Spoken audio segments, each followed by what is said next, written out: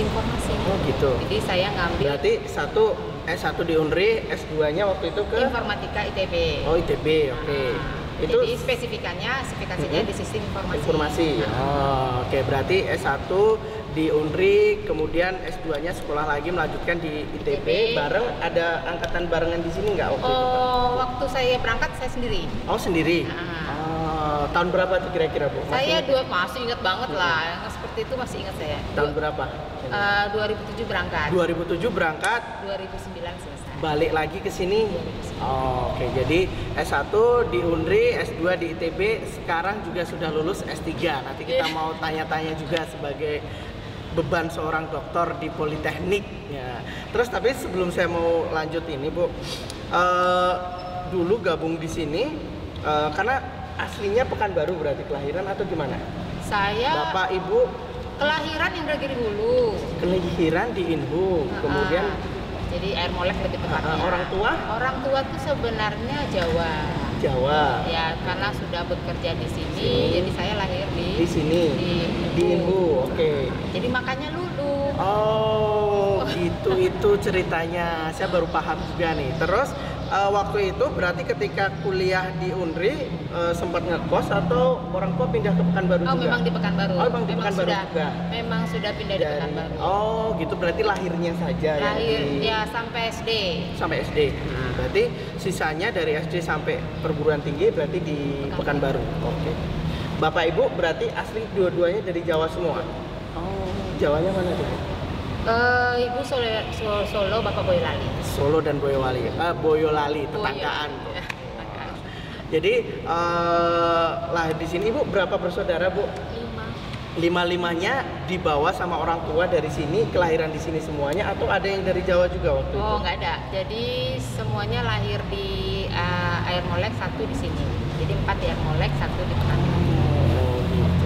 Ibu dari 5 itu anak keberapa? 2 berarti Dewi. Oh Dewi Dwi, oh ya karena mbak saya juga namanya Dwi, anak kedua kayak gitu. Kalau ketiga Tri ya. Sekarang perbedaan yang mencolok dari seorang ibu sebagai satu sudah sibukan jadi dosen di Politeknik Caltech Riau, mungkin dari Senin sampai hari Jumat full disibukkan di sini. Kemudian kemarin beberapa waktu lalu baru dianugerahi lagi seorang putra.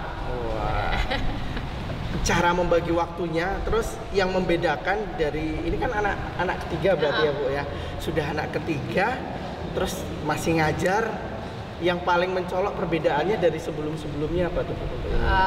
Yang paling mencolok. Berarti sekarang umurnya berapa Bu? Sekitar 34. 34, 20 tahun yang lalu. Berarti sekitar 40-an lah. Tapi nggak kelihatan 40-an loh. Masih. Oh, ditanya umurnya 34. Oh, 34. Yang membedakan paling mencolok apa tuh untuk ini, Bu? Yang membedakan sekarang saya betul menikmati mengasuh anak 3 generasi. Anak yang pertama umur berapa kalau boleh di? Sudah 15 tahun menuju 16 tahun. Berarti selisihnya lumayan juga ya. Hampir 15 tahun dengan anak yang terakhir. Bukan hampir, emang 15 tahun. Yang sekarang umurnya berapa? Yang terakhir yang terakhir umurnya berapa? 8 bulanan berarti ya? 6 bulan. Kemarin baru 6 bulan. 6 bulan. Wow, berarti ya jadi 15 tahun lebih. Yang pertama udah 15, yang kedua 10, yang 15 berarti kalau sudah SMA berarti, Bu? Iya. Oh, oke. Yang kedua, yang kedua 10 tahun. 10 tahun SD. Yang terakhir baru 6 bulan. 6 Luar biasa. Apa, Bu? Selain menikmati sebagai full mengasuh itu, membagi waktunya ngajar juga? Ya, kalau saya sih memang punya komitmen pribadi dan keluarga. Ya, artinya selama saya diizinkan bekerja, masih akan bekerja terus? Iya, saya akan bekerja terus, kecuali sudah tidak diizinkan. Oleh karena itu kalau saya bekerja, otomatis di belakangnya juga ikutan bekerja.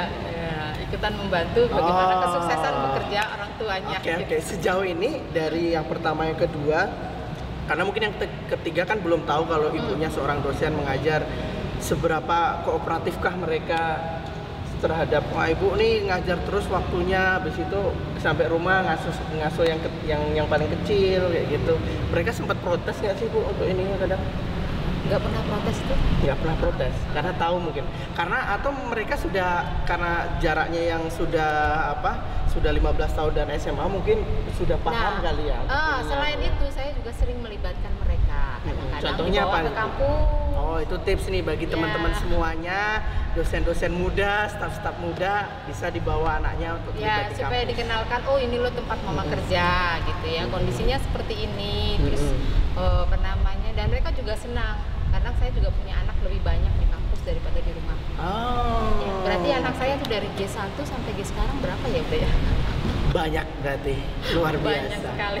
Nah, paling kalau ngomongin seorang profil dosen kayak gitu kan masing-masing setiap tahun kan beda-beda generasinya. Menurut Ibu dari generasi awal, karena kan dulu awal juga ngajar sampai sekarang hampir G20 juga masih mau mengajar juga kayak gitu kan. Yang paling membedakan antara setiap generasi ini kan berbeda-beda semuanya. Gimana tanggapannya? Generasi dosennya atau generasi mahasiswa? Generasi mahasiswanya juga. Generasi mahasiswanya. Jadi yang jelas saya jadi semakin muda. Ya. Karena bertemu sama yang muda-muda terus. Iya, gitu dia. Terus tapi memang saya punya kelemahan. Saya selalu mengakui kepada mahasiswa saya setiap ketemu. Kelemahannya apa? Saya itu susah menghafal nama. Sama berarti kayak saya. Jadi kalau ketemu sekali dua kali pasti lupa nyebutnya. Jadi makanya tolonglah dimanfaatkan saya kalau lupa. Tapi saya tidak lupa wajah. Artinya saya tahu ini anak siapa. Tapi nama memangnya karena begitu banyaknya ya sudah ini dan itu saya selalu bilang. Jadi jujur pada mahasiswa itu perlu. Jujur pada mahasiswa bahwa saya sudah 34 tahun gitu ya. 20 tahun yang lalu. Iya.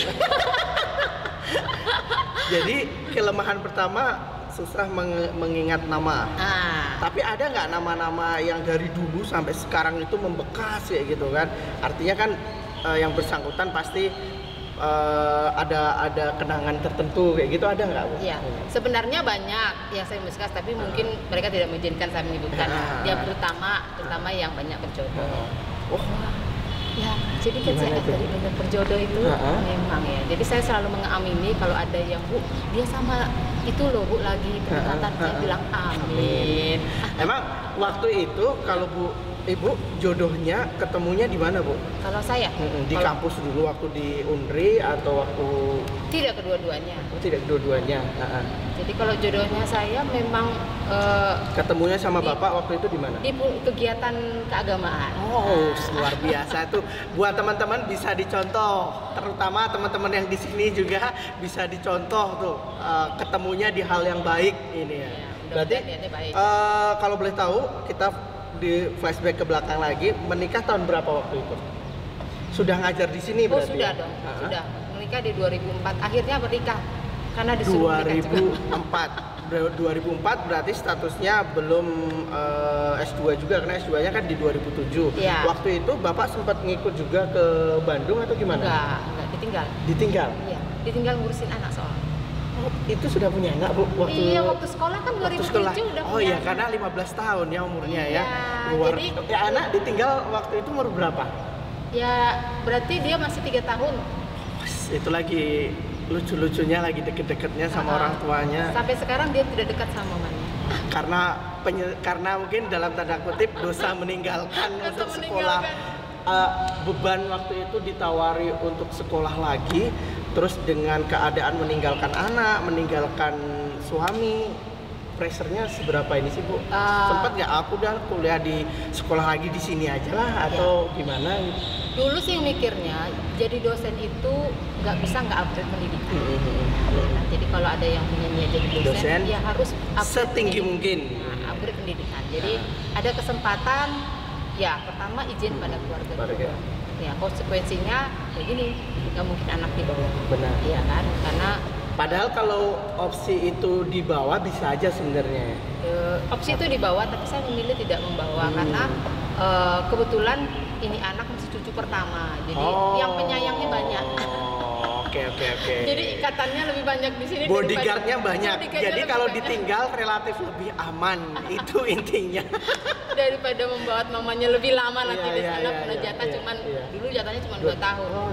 Jadi 2 tahun harus selesai. Waktu dapat tawaran tersebut, respon pertama kali dari suami ibu apa? Kalau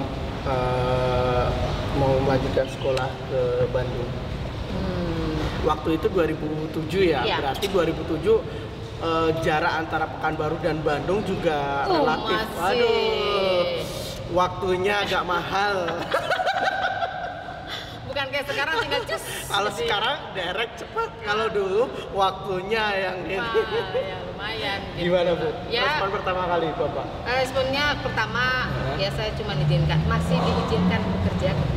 Oh gitu. Sebagai istri yang harus pertama itu adalah yang nurut sama suami. Iya, masih diizinkan bekerja atau tidak. Respon beliau gimana waktu itu?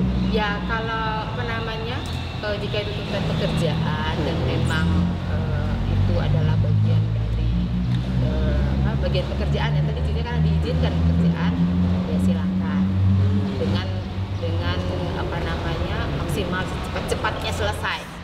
Termasuk berat tuh. Kalau saya mungkin waktu itu juga, wah pasti pertimbangannya banyak tuh Bu.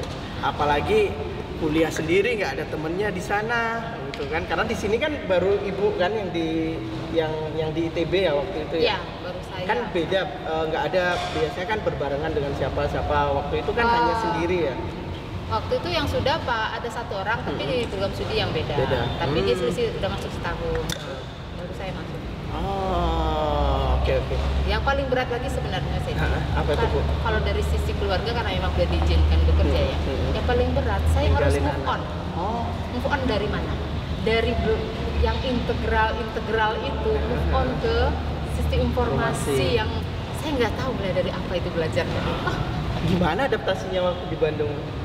Waktu itu berarti ngekos, berarti ya sempet kayak hidup normal selayaknya mahasiswa baru di kota tertentu kayak gitu ya. Saya pernah mengalami seperti itu. Jadi bagi teman-teman silakan kalau mau bertanya, nanti kita akan cek juga, kita akan kumpulkan semua pertanyaan yang ada di sini.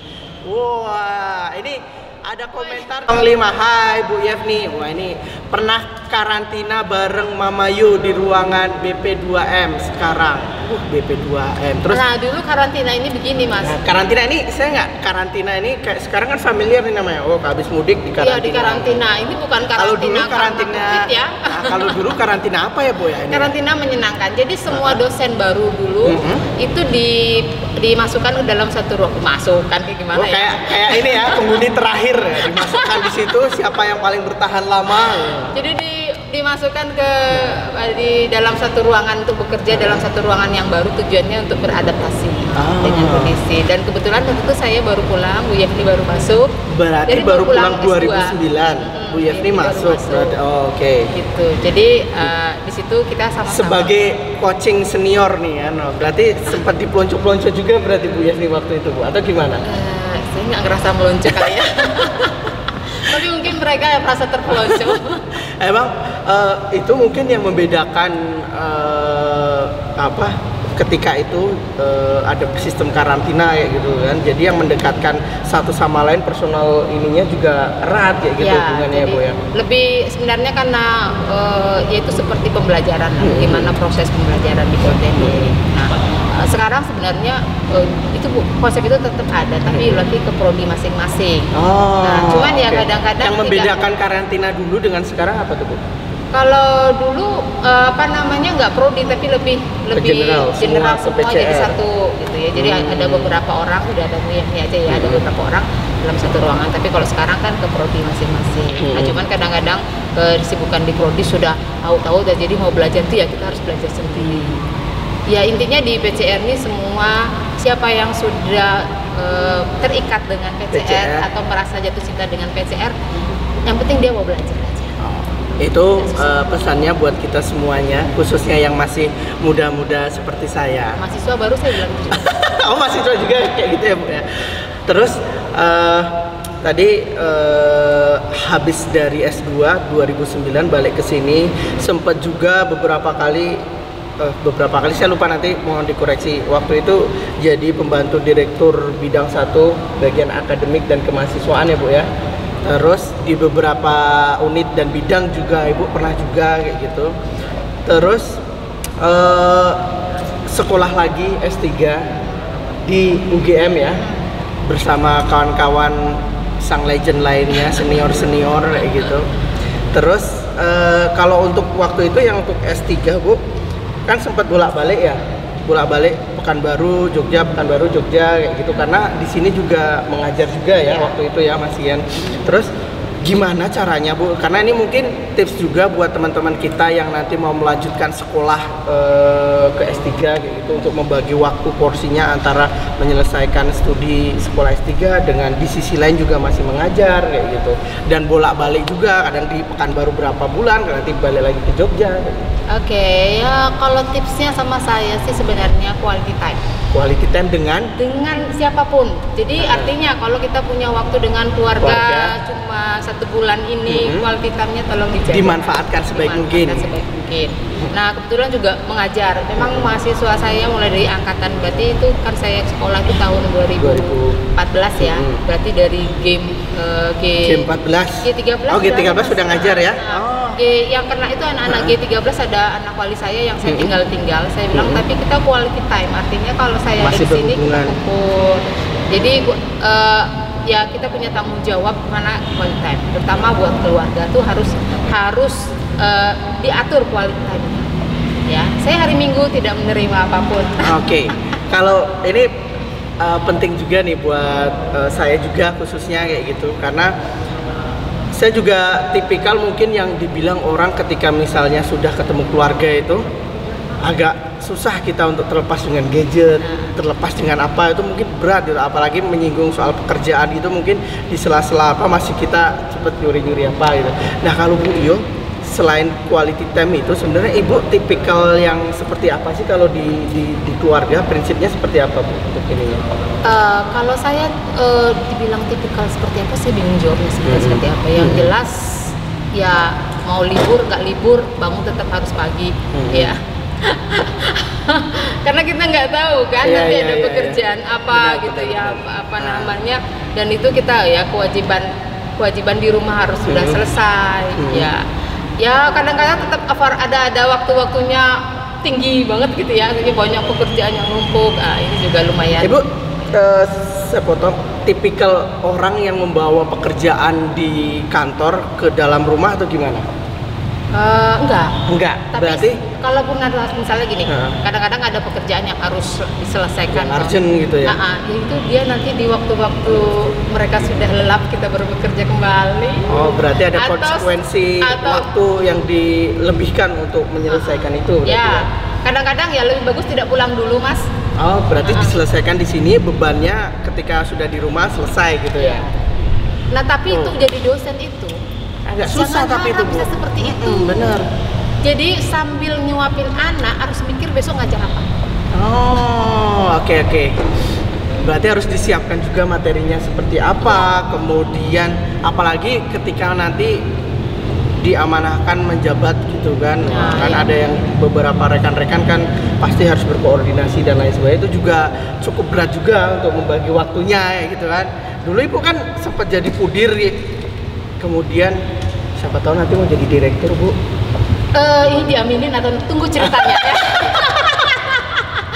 Oke, saya mau nanya itu tadi. Saya mau menyaksikan ending cerita tersebut. Nah, kita bacakan lagi.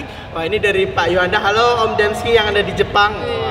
Mungkin di Jepang selisih sekitar 4-5 jaman mungkin ya dengan di sini ya. Lebih duluan di sini. Wah, ini Om Dems ini selalu tidak absen kalau kita sedang live kayak gini Bu. Ini beliau komentarnya ditunggu tulisan Bu Yohana untuk 20 tahun PCR. Ya, karena belum ada. Yang rekor baru Pak Enrico, terus teman-teman yang lain. Rilisnya nanti, pokoknya sebelum Juli sudah rilis deh ya. Sebelum Juli sudah rilis. Karena anniversary-nya adalah Juli. Oh, berarti gongnya nanti di Juli. Kalau mau nulis Bu, kalau disuruh nulis atau Ibu pengen nulis tentang 20 tahun PCR, apa sih yang mau diangkat Bu ini? sisi apa untuk ininya? Bocorannya nih ya. Bocorannya. Bocorannya. Iya. Kenapa Sudah kok ada bisa topik. betah di PCR? Oh, kenapa bisa betah di PCR? Itu juga pertanyaan yang menggelitik buat saya nih Bu. Karena hampir semuanya yang di sini ketika sudah nyemplung di PCR, ini untuk keluar dari kolam namanya PCR tuh agak-agak gimana gitu terhadap comfort zone ini. Nanti gitu. merindukan. Benar. Oke, pertanyaan dari Pak Yuanda masih ada lagi dari Om Demski. Wah, saya manggilnya Om Demski, Bu. Dia ini agak saingan saya ini. Kenapa gitu? Gimana? Bu Iyo, dia Pak Iyo. Oh. Saya bilang, saya manggilnya Pak Alim aja ya. Saya manggilnya Om Demski, Bu. Ini pertanyaan dari beliau, apa kebanggaan dan rasa puas terbesar menjadi seorang dosen, Bu? Karena sudah hampir 20 tahun ngajar, nggak bosen atau nggak capek, Bu, untuk ini? Bangganya itu kalau nanti Bu ketemu di pesawat atau di bandara, Bu, siapa ya? Saya ini Bu, G Burni. Oh, G-nya tuh nyebutnya di mana-mana tuh. Saya G1, legend Bu. G-legend tuh ya. Nah, tuh ya. Jadi terus saya diceritain di mana sekarang di sini gitu ya. Kalau kita lagi ke kota yang lain bikin status saya di sini langsung pada japri. Bu, di sini ya Bu, di sini. Oh, banyak entertainnya berarti. Kalau mau di entertain sama mahasiswa yang lain silahkan jadi dosen berarti ya untuk ini. Ya, jadi kita dikenal. Ya, kita dikenal ya. Benar. Padahal sebenarnya kalau saya jujur, saya lupa namanya juga Bu Yo tuh kelemahannya lupa. Oh ya ini siapa ya gitu. Oh ini siapa ya? Oh iya sok kenal. lupa namanya benar, tapi wajahnya saya nggak ingat. Apalagi kalau mereka wajahnya sudah mulai berubah, membesar semua kan. Itu oke. Itu Om Demski sudah terjawab sama Bu Yo. Ada lagi nggak yang apa terbesar selama menjadi dosen? Ya sebenarnya puasnya saya tuh sama mahasiswa enak bisa jujur. Jadi sama mahasiswa itu jujur dulu deh. Jujur Bu, saya nyontek Bu kemarin. Nggak apa-apa tuh Bu. Bukan, dosen yang jujur. Oh dosennya yang jujur. Saya kira mahasiswanya jujur juga sama. Nah, kalau mahasiswa pasti pintar dan kita tahu kok. Kita pernah jadi mahasiswa 3 kali lagi. Iya. Jadi dosen itu harus jujur ke mahasiswa. Saya selalu bilang setiap kuliah saya hanya belajar 1 malam sebelum Anda. Ya, kalau adanya kita belajar sama-sama mungkin lebih pintar. Kan sudah lebih mudah dong pasti ya. Pasti lebih cerah gitu. Jadi kita jujur. Jadi artinya apa? Kita di kelas itu sharing modelnya. Artinya tidak menggurui. Ya, kalau apalagi anak zaman now itu ya, klik kanan Mbah Google itu udah selesai semua gitu ya. Benar. Kasih tugas ini selesai di Mbah Google. Terus ngomong-ngomong jadi mahasiswa nih Bu, dari S1 sampai S3 yang terberat menurut Ibu prosesnya kan masih beda-beda Bu. Kalau dipilih dari 3 itu 1, 2, 3 yang mana? Ya pasti S3 ya Mas ya. S3?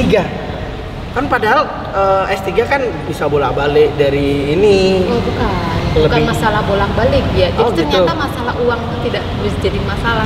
Bukan masalah kangen sama keluarga itu bukan. Itu kan negara sudah mudah ya. Bukan baru Jogja daerah banyak gitu ya kan. Tapi apa namanya lebih bagaimana kita justru karena bolak-balik itu kita startup setiap balik itu akan mulai dari nol lagi. Oh, I see. Gitu.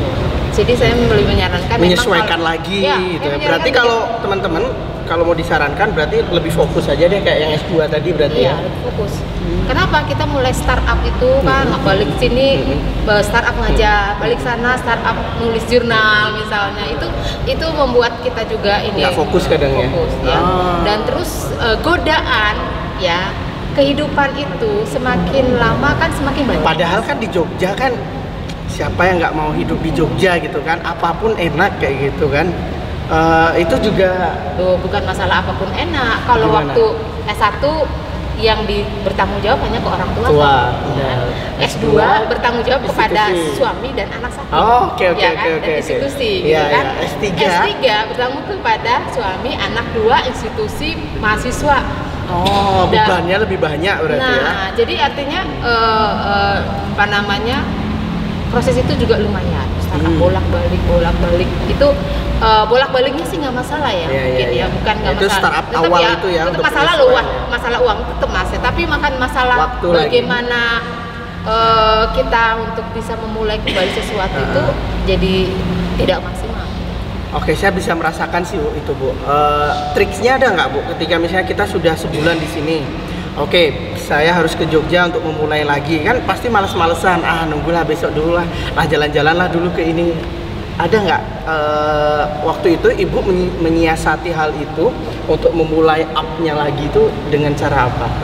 Di bekal saya sih memang tidak pernah modelnya hangout terus baru bisa balik lagi, tidak ya. Tipikal saya itu memang tetap mengerjakan, cuman kelemahannya artinya startup, kenapa saya bilang di sana susah, kita banyak ketinggalan, mungkin kita di sana bisa ikut diskusi dengan teman, akhirnya kan jadi nggak bisa gitu ya. Nah jadi bukan tadi kita balik lagi gitu, tidak ya, itu karena sudah posisi sekolah S3 itu benar-benar mandiri. Pada saat mandiri itu kita butuh kadang coaching dengan orang ya, ada berarti lebih penyesuaiannya untuk memulainya lagi kita harus sharing ke teman berarti ya? Iya, coaching dengan teman, dengan promotor itu lebih harus, kemarin udah sampai mana lagi kan, jadi sekarang ada karena sudah beberapa bulan tertinggal untuk kesini gitu ya misalnya. Oke, kita akan bacakan. Ini komentar dari ini anak ibu juga dari Mr. Ananda.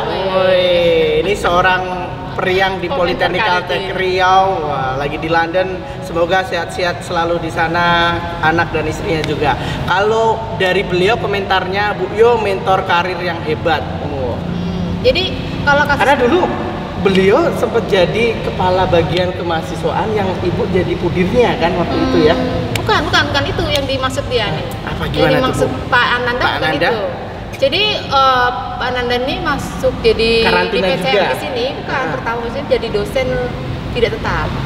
Dengan status hanya lulus S1. Jadi dia dari Politeknik. Beliau kan alumni juga waktu itu ya? Iya, alumni, terus melanjutin S1. Tapi terus ngajar di balik sini. Lagi di sini.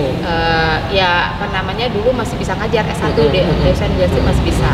Terus saya bilang, saya ngobrol-ngobrol gitu. Emang mau jadi dosen terus? Senang Bu jadi dosen katanya. Kalau jadi dosen, kumpulkanlah uang. Untuk sekolah lagi. Sampai sekarang beliau juga masih sekolah ini menyusul termasuk karir waktu S3-nya ini, saya bilang ya jangan berharap pada orang lain, kumpulkan dulu. Oke. Berarti intinya mengumpulkan waktu. Dari Bu Putri Madonna, ini pengalaman ngajar yang paling berkesan apa Bu? Tadi sempat disinggung sebenarnya. Pengalaman mengajar yang paling berkesan yang saya ingat terakhir kali ini adalah mengusir mahasiswa. Satu kelas? Enggak ya? Satu kelas. Yes. Itu masih ingat kejadian kapan Bu? Ya ini baru-baru ini atau gimana? Ya saya sih memang prinsipnya dari dulu kalau anak dosen G1 pokoknya kalau saya sudah masuk jangan harap ada yang masuk lagi. Kalau tipikal Ibu ngajar dosen yang galak, dosen yang ya diam-diam tapi nanti habis ini ngulang atau gimana sih? Katanya sih galak. Katanya galak ya? Katanya galak, tapi lebih bagus saya ngomel daripada saya diem aja. Itu. Daripada dipendem, diam-diam menghanyutkan. Artinya kalau saya bilang saya masih, kalau selama saya masih ngomel, saya masih peduli satu ya. Benar. Tapi kalau saya sudah diem aja, meskipun ya lupa-lupa nama lah. Kalau nama itu lupa, tapi kalau yang bandel, itu pasti diingat ya. Pasti diingat banget itu. Ada yang paling bandel nggak? Ini Bu, mahasiswa ya Bu? Ada sih yang sekarang, tapi janganlah nanti dia malah ini ya. Tuh buat teman-teman PCR Squad, hati-hati sama Bu ya. Sebelum nanti kita kumpulkan beberapa pertanyaan, kita mau ada games nih Bu, PMB Challenge. Kemarin Pak Enrico sudah kita tantang. Tim, boleh disiapkan untuk alat-alatnya. Kemarin Pak Enrico sudah kasih tantangan. Kalau Pak Enrico kemarin saya kasih tantangan seputar penerimaan mahasiswa baru. Kalau sekarang karena Ibu sudah 20 tahun berdiri di sini, waduh. Terus ini pertanyaannya, challenge-nya, seberapa kenal Bu Yo dengan Politeknik? Ini sudah disiapkan alat tulisnya Bu. Nanti bisa dijawab di situ. Tenang, ini pertanyaannya sangat sederhana nih Bu. Ini Jawabnya susah biasanya. jawabnya susah. Oke, ini pertanyaan cepat, nulisnya juga cepat. 1. Ini tentang seberapa PCR-kah Bu Yu kalau di hatinya. 1. Kaprodi Teknik Elektronika Telekomunikasi saat ini. Boleh ditulis. Elektronika telekomunikasi. Kaprodi TET saat ini. Oke, silahkan ditulis.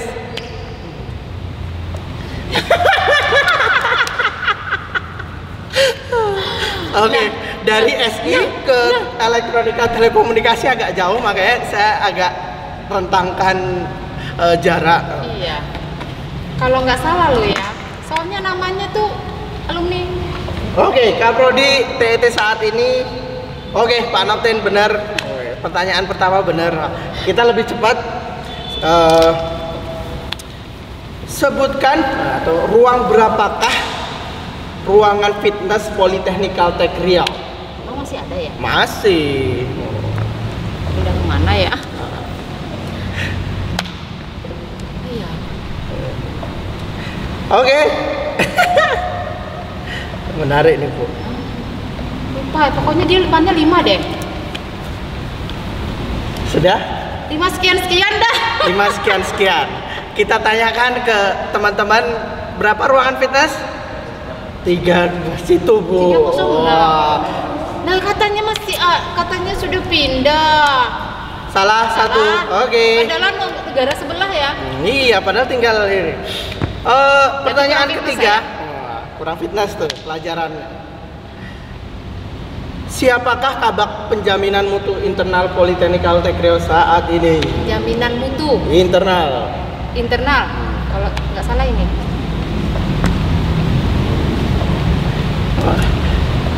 Teret. Salah.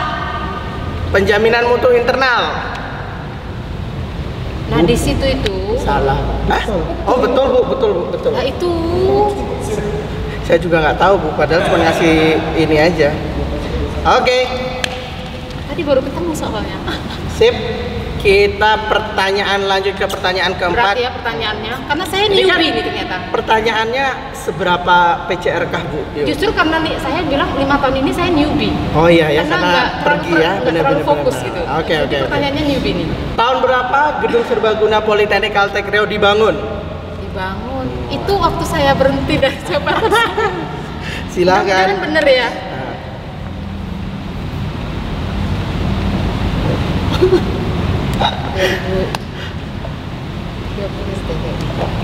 Kita cek. 2013 gedung serbaguna PCR dibangun.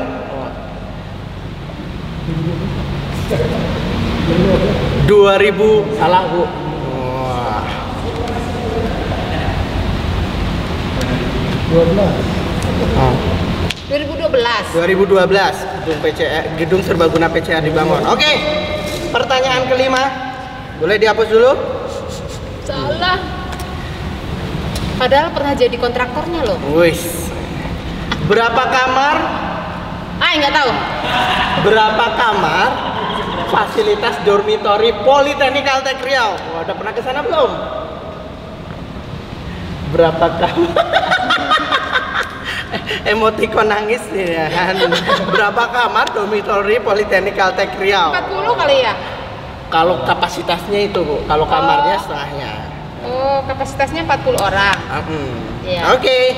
Pertanyaan ke-6. Iya. Sebutkan nomor VoIP Pudir 3 Politeknik Kaltek Riau saat ini.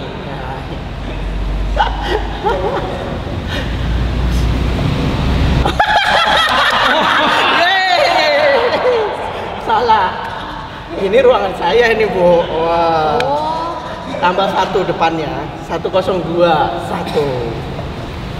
Nah, jadi dulu nih ada ceritanya Mas. Gimana Bu? Ini cerita mistik atau mistis atau gimana nih? Cerita nomor-nomor ini. Oh, nomor-nomor gimana tuh? Kenapa dia nomornya 101, 102? Ini yang menamai siapa nih Bu? Ya saya dulu. Makanya Legend. kalau berganti nomor tuh saya juga curiga Oh, itu ya. berarti tipsnya untuk tim rumah tangga kalau mau ganti nomor, Kenapa saya? legendnya harus diupdate juga biar tahu ininya. Gimana ceritanya, Bu? Ya kalau ruangannya memang itu saya memang di situ berada di ruangan itu cukup lama ya. Sebagai apa waktu itu? Sebagai keuangan sih banyaknya. Oh gitu. Bagian Oh oke. keuangan. Jadi itu ruangan keuangan. Jadi memang dulunya ya. Ya. Makanya apa namanya? Kenapa kok saya hafal banget? Karena anak-anaknya, Bu, ruangan itu di mana sih? Kamu tuh mudah mengingat ruangan. Pokoknya kita blok tuh ada 6. Iya kan?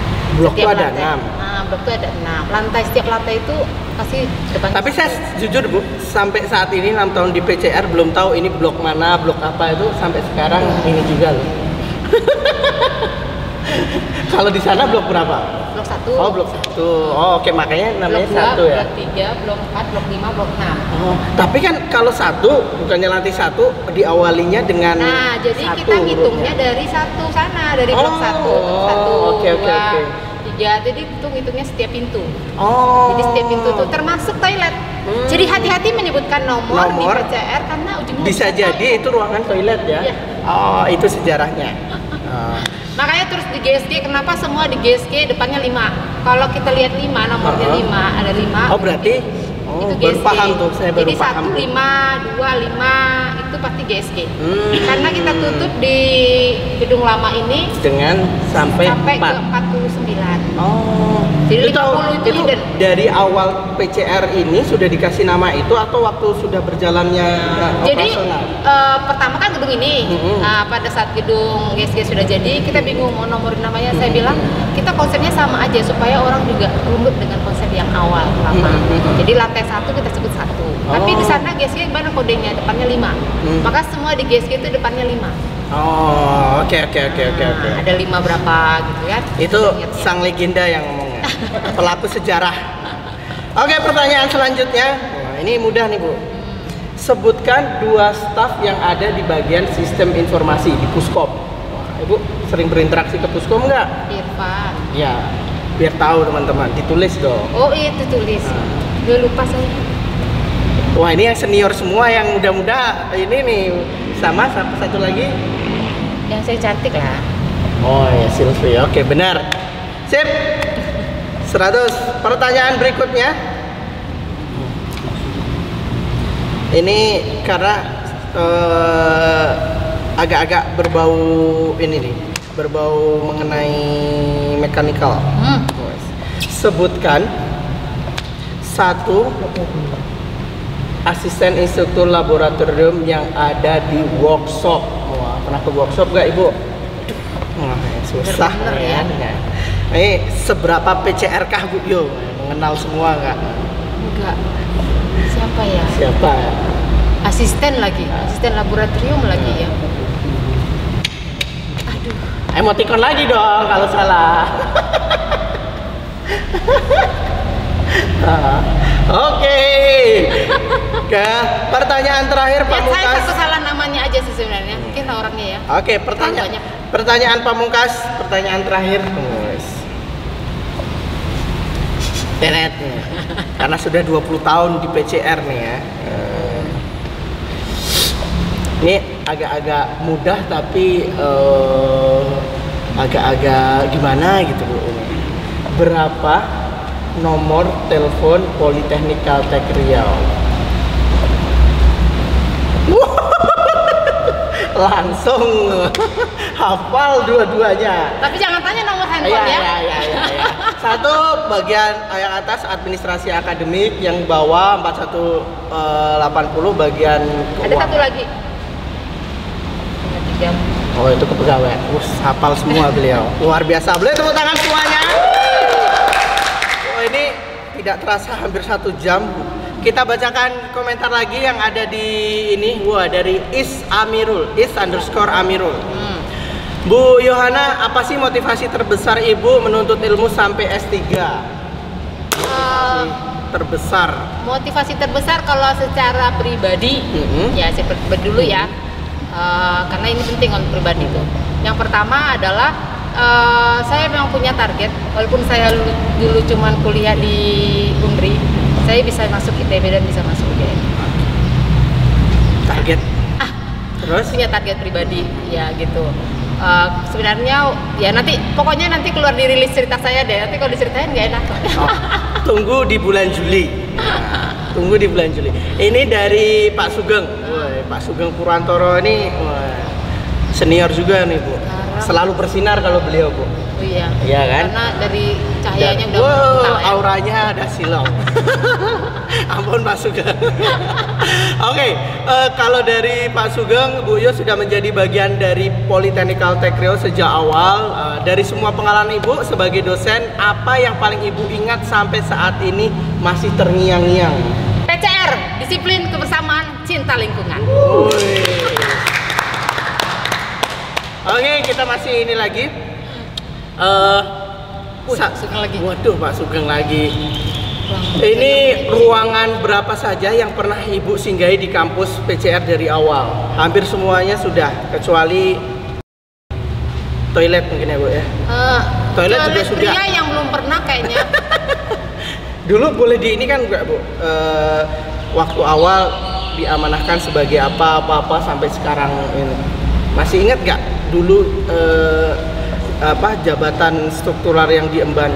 Nah ya, jadi waktu pertama itu memang jabatan strukturalnya masih agak aneh. Agak aneh. Makanya ada di tulisan Pak Hendriko itu uniknya jabatan di PCR mungkin ya, itu kali ya. Saya sengaja belum baca. Oh sih.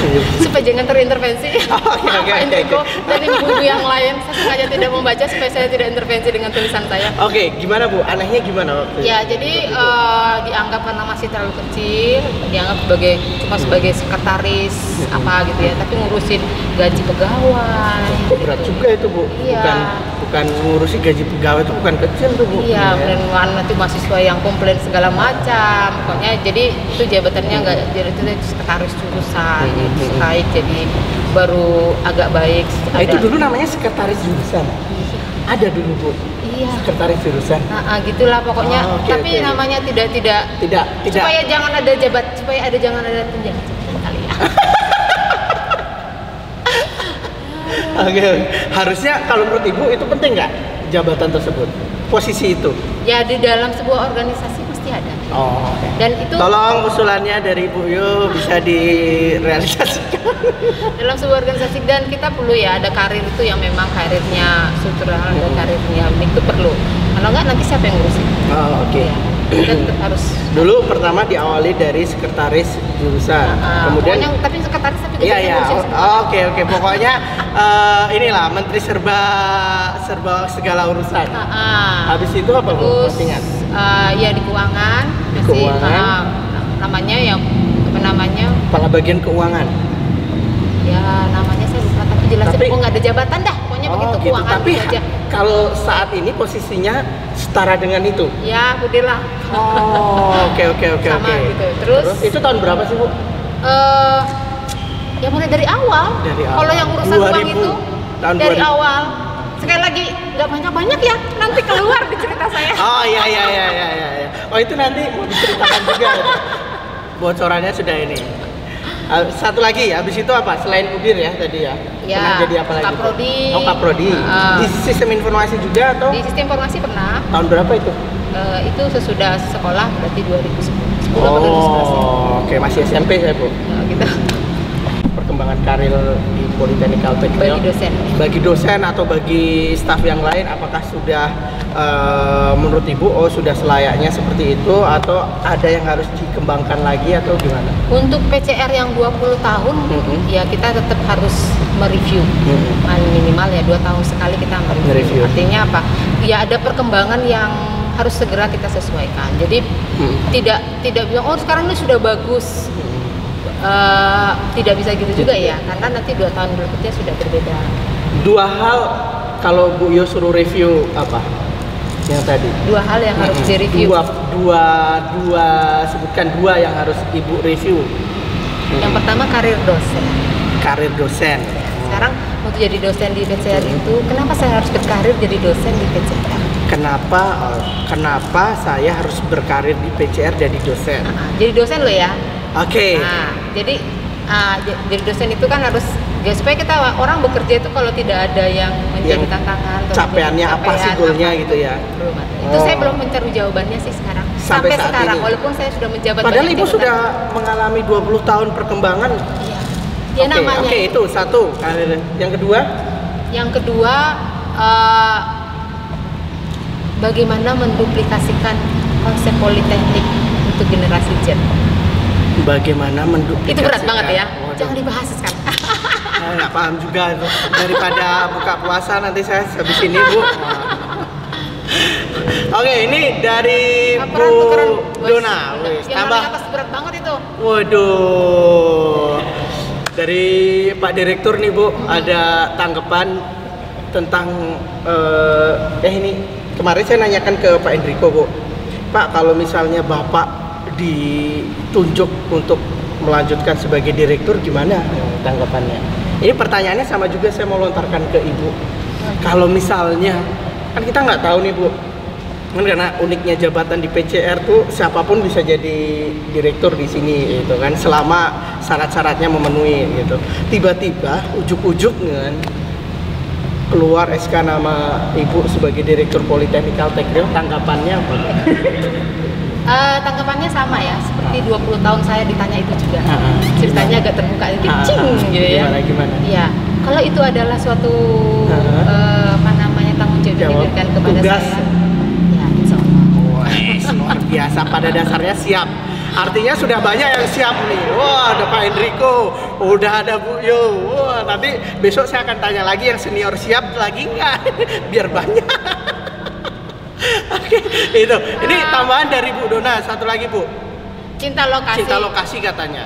Ya, disiplin kebersamaan, cinta lokasi. Cinta lokasi itu karena sudah terjadi, sudah mulai banyak. Ya, intinya ya kita pasti mudah bergaul dengan orang-orang yang sudah sama visi dengan kita. Oke. Satu kata buat SI. Oh ini Bu, wah ini dari Yosi Sunjela. Wah, satu kata buat satu kata buat 3 SIB Bu. Oh ini mungkin anak-anak dari Ibu ya? Ya, ini anak wali saya. Tahun ini satu kata itu apa Bu? Nakal. Satu kata ya. Oh satu kata ya. Rajin. Udah saya wakilkan. 2021 ya. 2021. Apa itu Bu? Oh iya harus selesai ya. Iya. Itu ingat. Satu kata soalnya. Jangan satu kalimat soalnya susah. Oke, masih ada pertanyaan ini Bu. Wah ini mentang-mentang yang datang Bu Yo, kemudian senior perempuan banyak yang nanya nih Bu. Saya heran nih Bu. Wah, mau nanya Bu Yo, apa cita-cita yang belum kesampaian? Wah emang kayaknya hampir semua menurut Ibu sudah apa Bu? Emang masih ada cita-cita? Iya harus. Oke, jadi direktur PCR. Apa Bu? Cita-cita?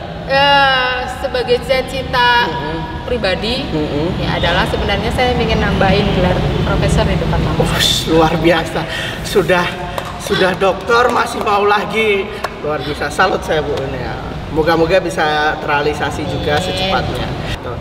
Bu Yo, ada yang mau disampaikan buat kita semua yang ada keluarga di Politeknik Kalteng, khususnya bagi seperti saya yang masih muda belia dan baru menginjak beberapa tahun di PCR ini. Belum sampai 10 ya Mas? Oh belum, saya kan masih baru Bu ininya Bu. Baru lulus 2 tahun lalu. Apa pesannya Bu? Buat staf-staf, dosen-dosen semuanya, keluarga besar PCR, yang dari Ibu yang paling dalam. Untuk semuanya. Dalam situasi apapun PCR itu tidak pernah sempurna. Jadi jangan minta kesempurnaan di PCR. Oke, quote of the day kali ini dari Bu Yo, jangan minta kesempurnaan dari PCR. Wah, luar biasa. Terus apa lagi Bu? Ada yang mau disampaikan lagi? Ya, untuk mahasiswa ya, tetap cintai apa yang sudah menjadi pilihan Anda dan orang tua.